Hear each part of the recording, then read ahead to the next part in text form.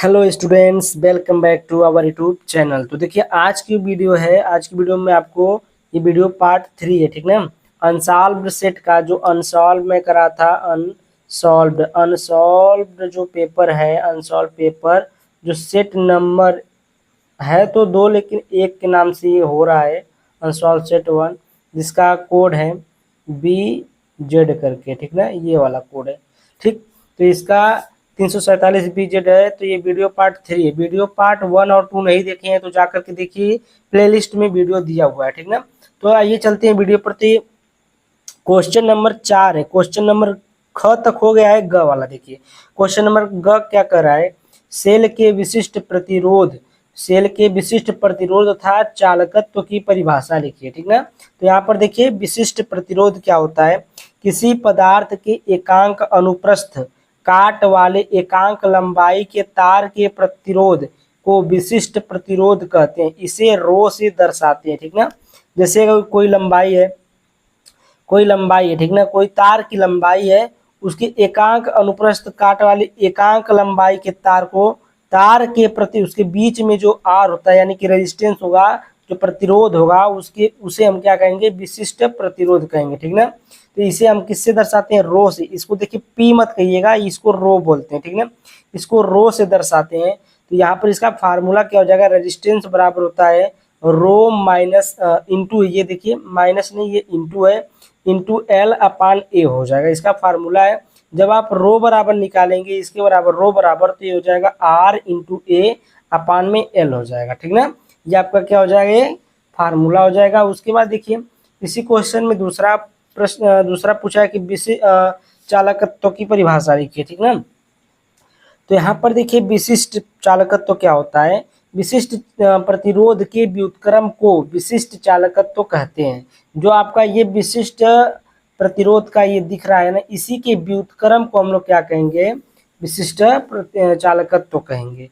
इसे कप्पा से, इसको के मत कहिएगा, कप्पा कहते हैं, कटप्पा से इसको याद रखिएगा, इसको कप्पा से दर्शाते हैं, ठीक है ना, कटप्पा से दर्शाते हैं। और देखिए इसका क्या होता है, के बराबर 1 अपान रो होता है। तो रो बराबर इतना होता है, रो बराबर कितना होता है, देखिए इतना होता है। तो ये देखिए के बराबर, कप्पा बराबर क्या, 1 अपान रो है, इसी का व्युत्क्रम है, ठीक ना। किसका व्युत्क्रम, ये देखिए व्युत्क्रम हो जाएगा, इसका व्युत्क्रम है, ठीक ना, 1 अपान रो। व्युत्क्रम का मतलब उल्टा है, जैसे ये ऊपर है तो ये नीचे हो गया, अपान में हो गया। तो यहाँ पर देखिए कप्पा बराबर रो का ये रख देंगे फार्मूला, तो ये हो जाएगा, जो नीचे रहेगा ये L नीचे रहता है तो L ऊपर चला जाएगा, यहाँ से ऊपर चला जाएगा, ठीक ना। तो L अपान R इंटू ए इसका फार्मूला हो जाएगा। देखिए यहाँ पर मैं थोड़ा सा लिखा हूँ, के बराबर 1 अपान, इसका मान रखेंगे R इंटू ए अपान L, और L ऊपर जाएगा तो R ए बचेगा नीचे, तो कप्पा बराबर L अपान R इंटू ए हो जाएगा। इसका मात्रक होता है, देखिए जो ये रेजिस्टेंस का मात्रक ओम होता है, लंबाई L लंबाई होता है तो इसका मात्रक मीटर होता है, ये जो क्षेत्रफल होता है इसका मीटर स्क्वायर होता है। तो 1 मीटर से 1 मीटर कट गया, बचा क्या, नीचे ओम बचा और नीचे क्या बचा, एम बचा, यानी कि मीटर बचा। तो ohm inverse into m inverse इसका क्या हो जाएगा, मात्रक हो जाएगा। उसके बाद देखिए हम लोग बहुत ही तगड़ा क्वेश्चन पर चलते हैं, यानी कि बहुत ही मेन क्वेश्चन। ये क्वेश्चन बहुत लोगों को नहीं आ रहा है, ठीक है ना। तो ये क्वेश्चन बहुत ही मेहनत से मिला है।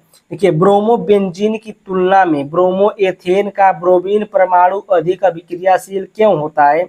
शुष्क ईथर की उपस्थिति में ब्रोमोएथेन पर सोडियम की अभिक्रिया का केवल रासायनिक समीकरण लिखिए। तो यहाँ पर देखिए रेजोनेंस इफेक्ट हम लोग पहले दर्शाएंगे आपको कि अनुनाद का प्रभाव जो है कैसे कैसे इस पर पड़ता है। तो यहाँ पर देखिए, यहाँ देखा बाबू, यहाँ देखा, तो यहाँ देखिए ये आपका क्या है, ब्रोमो एथेन है, ब्रोमो बेंजीन है, ठीक ना। ब्रोमो बेंजीन के ऊपर ब्रोमीन लग गया तो क्या हो जाएगा, ब्रोमो बेंजीन, ठीक ना। तो देखिए बेंजीन में 3 बांड लगे होते हैं और ब्रोमीन पर जो है 3 लोन पेयर होते हैं। ब्रोमीन पर क्या क्या लोन पेयर होला, 3 लोन पेयर होला बाबू। तो यहाँ पर देखा एक लोन पेयरवा जो यहाँ पर आई तो बांड बनाई यहाँ पर, तो यहाँ पर क्या हुई, बांड बन गई। देखिए यहाँ पर डबल बांड बनल, यहाँ से देखा यहाँ पर डबल बांड बनल।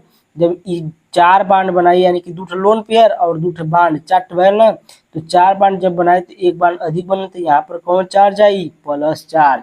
और यहाँ का जो बंडवा होगा इसको अड़सा होगा इस कार्बन को कि मैं अब 4 बांड से अधिक नहीं रख पाऊंगा, तो एक बांड उठाकर ये दे देगा यहाँ पर, ठीक ना।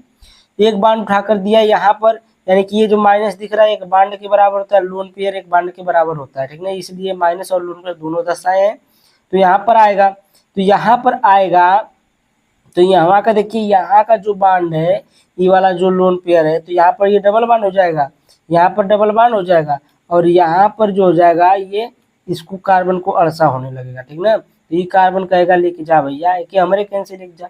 तो ई का करेगा कि इसको उठाएगा और इस पर धर देगा, इसको उठाकर इस पर धरेगा, तो ये बंडवा घूम जाएगा यहाँ, बांड इसमें घूम रहा है, खाली बांड घूम रहा है, तो ये बांड घूम के यहाँ पर आ जाएगा, ठीक ना। तो यहाँ पर देखिए ये बांड यहाँ पर आ जाएगा, और देखिए इस पर क्या हो जाएगा, कुछ नहीं होगा सिवाय ये बांड घूमने के।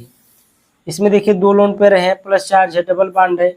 इसके बाद देखिए यहाँ पर भी आपका वही चीज़ है कि यहाँ पर आ गया आपका माइनस, और ये लोन पेयर आ गया, और जब ये लोन पेयर इस पर आएगा तो ये कार्बन कहेगा कि इस बांड को हटाइए यहाँ से। जब बांड ये हटी तो यहाँ पर ये बांड लगी, तो यहाँ पर डबल बांड हो जाएगा।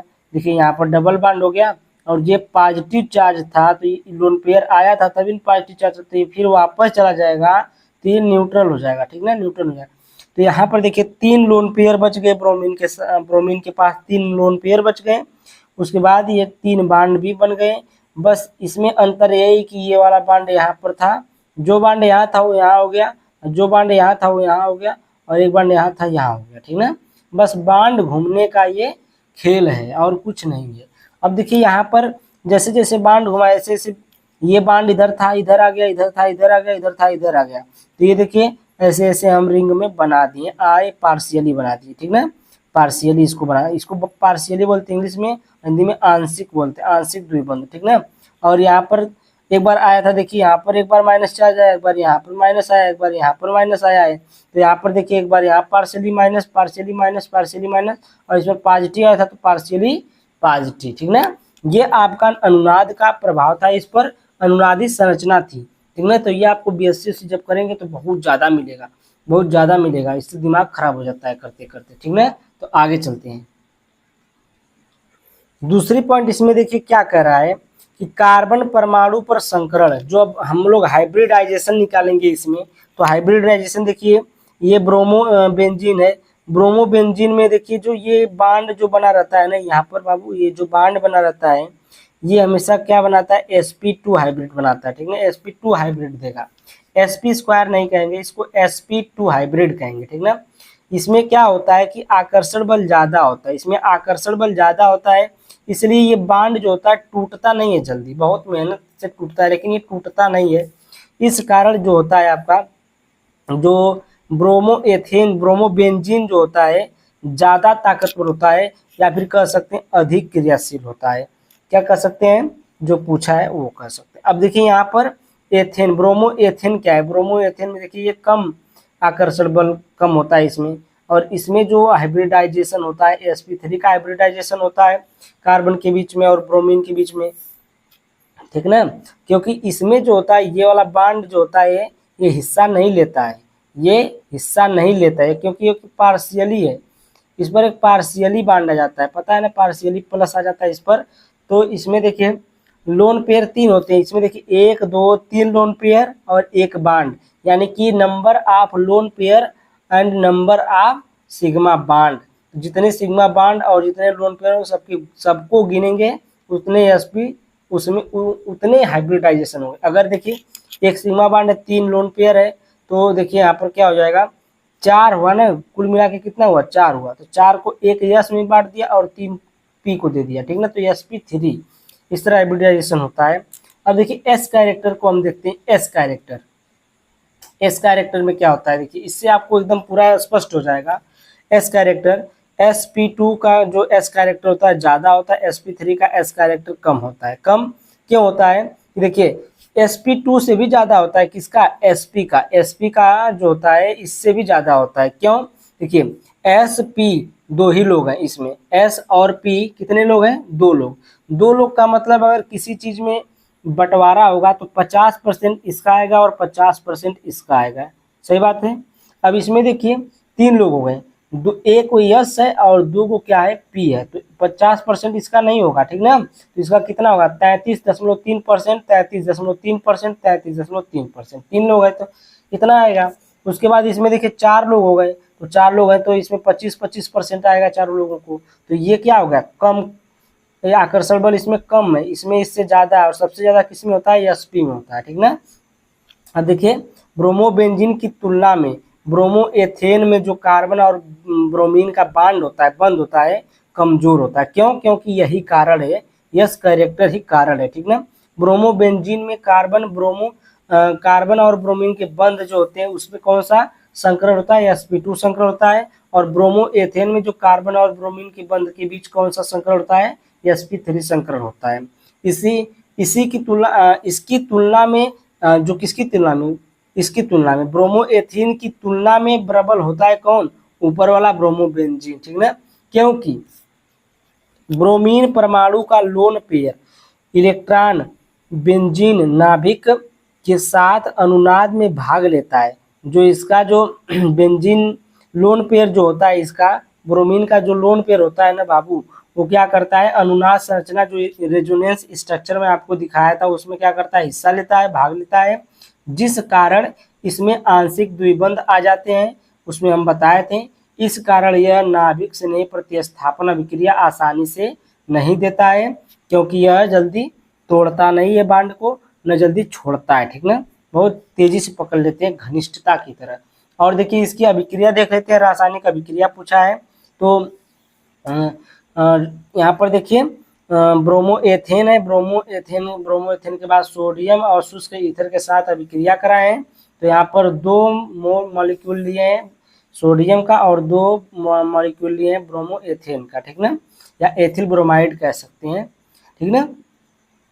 जब इसका क्रिया कराएंगे 2NaBr ये निकल जाएगा और 2C2H5 बन जाएगा, यानी कि ब्यूटेन बन जाएगा। आप यहाँ पर भी दे सकते हैं C2H5Br 2Na और C2H5Br, ठीक ना, 2 मॉलिक्यूल ये लिए हैं और 2 मॉलिक्यूल सोडियम है, बनेगा यहाँ पर देखिए शुष्क ईथर की उपस्थिति, यहाँ पर सोडियम ब्रोमाइड निकलेगा 2 मॉलिक्यूल और C2H5 ये भी बन जाएगा ब्यूटेन, ठीक ना। आगे चलते हैं, अब थोड़ा सा जल्दी जल्दी देखिए एमीन किसे कहते हैं, प्राथमिक एमीन, द्वितीयक एमीन तथा तृतीयक एमीन में विभेद के लिए एक परीक्षण लिखिए। देखिए एमीन किसे कहते हैं, एल्कीन एमीन अमोनिया यानी कि NH3 के व्युत्पन्न होते हैं, जिनमें अमोनिया के एक या अधिक हाइड्रोजन परमाणु को एल्कीन समूह द्वारा प्रतिस्थापित किया जाता है, एमीन कहलाते हैं। हिंसबर्ग परीक्षण हम लोग लिखे हैं यहाँ पर। हिंसबर्ग परीक्षण क्या होता है कि ये बताता है कि एमीन प्राथमिक एमीन, द्वितीयक एमीन, तृतीयक एमीन का पहचान कराता है, ठीक ना। देखिए अज्ञात एमीन को KOH के आधिक्य में बेंजीन सल्फोनिक क्लोराइड के साथ हिलाया जाता है या मिलाया जाता है, ठीक ना। उसके बाद देखिए प्राथमिक एमीन भी है, प्राथमिक एमीन में ये आपका हिंसबर्ग अभिकर्मक है C6H5SO2Cl, इसका सूत्र होता है, से क्रिया करके N बेंजीन सल्फोनेमाइड बनाता है, यह जल में विलय होता है। कौन C6H5 जो होता है ये आपका हिंसबर्ग अभिकर्मक जो होता है जल में क्या होता है विलय होता है। उसके बाद देखिए रिएक्शन करता है C6H5SO2Cl और HNH C2H5, ठीक ना, इसके साथ रिएक्शन करता है, प्राथमिक एमीन के साथ रिएक्शन करता है, तो ये क्या बनाता है N ethyl benzene C6H5SO2 C2H5 plus HCl, ठीक ना, N एथिल बेंजीन सल्फोनेमाइड बनाता है। उसके बाद देखिए द्वितीयक एमीन जो है, द्वितीयक एमीन का पहचान हम लोग करेंगे यहाँ पर। तो यहाँ पर देखिए द्वितीयक एमीन से क्रिया करके जो कौन यही वाला, ठीक है, द्वितीयक एमीन से क्रिया करके N डाई एथिल बेंजीन यह क्षार में सल्फोनेमाइड बनाता है, यह क्षार में अविलय होता है। क्षार में क्या होता है अविलय होता है, जल में घुलनशील होता है। उसके बाद देखिए यहाँ पर हम लोग ले लिए C6H5SO2Cl और HNC2H5 ले लिए, जितना H हटाएंगे उतना C2H5 लगाएंगे, ठीक ना। तो यहाँ पर देखिए C6H5SO2 यहाँ पर N है और C2H5 प्लस में HCl निकल जाएगा, ये वाला H और ये वाला Cl निकल जाएगा, तो HCl निकल गया, ठीक है। तो ये बन गया आपका। तृतीयक एमीन की पहचान कैसे करेंगे, देखिए तृतीयक एमीन के साथ ये अभिक्रिया नहीं करता है। तृतीयक एमीन C6H5SO2Cl से अभिक्रिया नहीं करता है। जो तृतीयक एमीन होता है हिंसबर्ग अभिकर्मक के साथ कोई रिएक्शन नहीं करता है। ठीक ना, यहाँ तक बात आपको समझ में आ गई हो। आगे चलते हैं हम लोग। अब देखिए प्रश्न नंबर 5 का क का दूसरा है, कह रहा है कि एथेनेमीन पर HCl की अभिक्रिया तथा वाई एनिलीन पर सोडियम नाइट्राइट NaNO2 एवं तनु HCl की 0 सेल्सियस ताप पर अभिक्रिया के रासायनिक समीकरण लिखिए। तो यहाँ पर देखिए पहला वाला है कि एथेनेमीन पर HCl की अभिक्रिया। जब एथेनेमीन पर HCl की अभिक्रिया का C2H5NH2 सूत्र होता है एथेनेमीन का, और HCl से रिएक्शन कराते हैं तो ये क्या होता है C2H5NH3 बनता है, प्लस में HCl माइनस निकल जाता है। ठीक ना। अब देखिए दूसरा यहाँ पर है, दूसरा वाला ये X वाला था और ये जो Y वाला है। ठीक ना। तो Y वाला क्या है, कह रहा है कि जो एमीन एनिलीन है, एनिलीन जो है इसके साथ रिएक्शन करता है तो क्या बनता है डाइजोनियम लवण बनाता है, और डाइजोनियम लवण को हम लोग इस तरीके से भी लिख सकते हैं। ठीक ना। आपको यहाँ तक समझ में आ गया होगा, डाइजोनियम लवण का फार्मूला याद कर लीजिएगा। उसके बाद देखिए यहाँ पर प्रश्न 5 का ख, पहला वाला कह रहा है डी ब्लॉक तथा एफ ब्लॉक के तत्व क्या है। तो डी ब्लॉक के तत्व क्या होते हैं, देखिए वे तत्व जिनमें इलेक्ट्रॉन उपांतिम यानी कि अंतिम से पहले उपांतिम ऊर्जा स्तरों के डी कक्षकों में भरे जाते हैं, डी ब्लॉक के तत्व कहलाते हैं। ये यस तथा पी ब्लॉक के मध्य स्थित है, इसलिए इन्हें संक्रमण तत्व भी कहा जाता है या कहते हैं। ठीक ना। जो आपका डी ब्लॉक का तत्व किसके बीच में उपस्थित है, यस ब्लॉक और जो पी ब्लॉक है उसी के बीच में उपस्थित है। यस ब्लॉक इधर होता है, पी ब्लॉक इधर होता है और बीच में आपका डी ब्लॉक होता है, तो डी ब्लॉक को हम लोग संक्रमण तत्व भी कहते हैं। एफ ब्लॉक के तत्व देखिए, एफ ब्लॉक के तत्व क्या है, एफ ब्लॉक के तत्व वे तत्व जिनमें इलेक्ट्रॉन उपांतिम ऊर्जा स्तरों के एफ कक्षकों में भरे जाते हैं उन्हें एफ ब्लॉक के तत्व कहते हैं। जो एफ कक्षक में अंतिम में किस में भरा जाता है, एफ में भरा जाता है, उसे हम लोग क्या कहते हैं एफ ब्लॉक के तत्व कहते हैं। उसके बाद देखिए प्रश्न नंबर 2 इसी में क्या कह रहा है, डी ब्लॉक तथा एफ ब्लॉक के तत्वों के सामान्य इलेक्ट्रॉनिक विन्यास लिखिए। तो इसमें देखिए पहला हम लोग लिखे हैं डी ब्लॉक का सामान्य इलेक्ट्रॉनिक विन्यास। तो यहाँ पर देखिए क्या होता है n-1 डी के पावर 1 से लेकर 10 तक कोई भी इलेक्ट्रॉन आ सकता है, और यस के पावर 1 से लेकर 2 ही इलेक्ट्रॉन आता है अधिकतम। ठीक है। उसके बाद देखिए एफ ब्लॉक के लिए लेंथेनाइड का सामान्य इलेक्ट्रॉनिक विन्यास देखिए यहाँ पर है XE से लेकर के यहाँ पर 4F1 से 14 तक और 5D 0 से लेकर 1 तक, और जो 6S है इसमें अधिकतम 2 इलेक्ट्रॉन आते हैं, 2 ही इलेक्ट्रॉन आते हैं इसमें। ठीक ना। एक्टिनाइड का सामान्य इलेक्ट्रॉनिक विन्यास देखिए, तो यहाँ पर देखिए Rn से लेकर के हम लोग 5F0 से लेकर 14 और 6D 0 से लेकर 1 और 7S2, ये आपका क्या होता है एक्टिनाइड का सामान्य इलेक्ट्रॉनिक विन्यास है। ठीक ना। एफ ब्लॉक के एफ और डी ब्लॉक का सामान्य इलेक्ट्रॉनिक विन्यास हो गया। आगे चलते हैं हम लोग। प्रश्न नंबर 5 का ग का है, कह रहा है क्या होता है जब केवल रासायनिक समीकरण लिखिए। पहला है एथेनॉल को सोडियम ब्रोमाइड तथा सांद्र सल्फ्यूरिक अम्ल H2SO4 के साथ गर्म किया जाता है। तो देखिए यहाँ पर C2H5OH है और H2SO4 सांद्र है और 100 डिग्री सेल्सियस पर इसको गर्म कर रहे हैं। तो ये देखिए C2H5HSO4 प्लस H2O बन रहा है। फिर इसके बाद एक बार और हीट करेंगे 140 पर। तो देखिए यहाँ पर ले लिए C2H5HSO4 और C2H5OH ले लिए। ठीक है। C2H5O C2H5 प्लस H2SO4 जो यहाँ पर जो लिए थे वही निकल गया यहाँ पर। ठीक ना।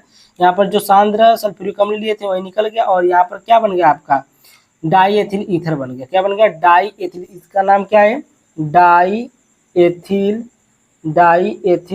ईथर इसका नाम है। ठीक ना। डाई एथिल ईथर इसका नाम है। थोड़ा सा जल्दी में इसलिए हो कि वीडियो बहुत लॉन्ग हो जा रही है। ठीक ना। तो डाई एथिल ईथर बन गया। उसके बाद देखिए दूसरा है, कह रहा है टॉलुइन की अभिक्रिया Fe चूर्ण की उपस्थिति में तथा अंधकार में Cl2 गैस से कराई जाती है तो क्या बनता है। तो देखिए यहाँ पर टॉलुइन ले लिया और Cl2 है, Fe चूर्ण से क्रिया करा रहे हैं, और देखिए यहाँ पर क्या बना CH3 Cl ये देखिए आर्थोक्लोरोटॉलुइन है, और ये देखिए पैराक्लोरीन, ये पैर में बना है तो पैराक्लोरीन, और यहाँ पर देखिए आर्थोक्लोरोटॉलुइन बना है। ठीक ना। इसका नाम आर्थोक्लोरोटॉलुइन, इसका नाम पैराक्लोरोटॉलुइन। ठीक।